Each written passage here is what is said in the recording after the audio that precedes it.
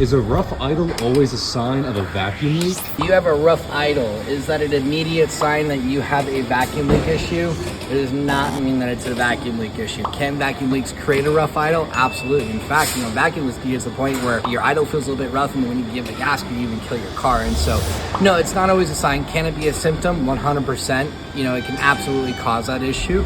Typically what happens on a rough idle, like if someone says, hey, my car is running rough just in idle and you don't have a check engine light, throw your car into neutral. See if that roughness goes away, because if that roughness dilutes or comes down or goes away completely, normally that could be a sign of a bad motor mount.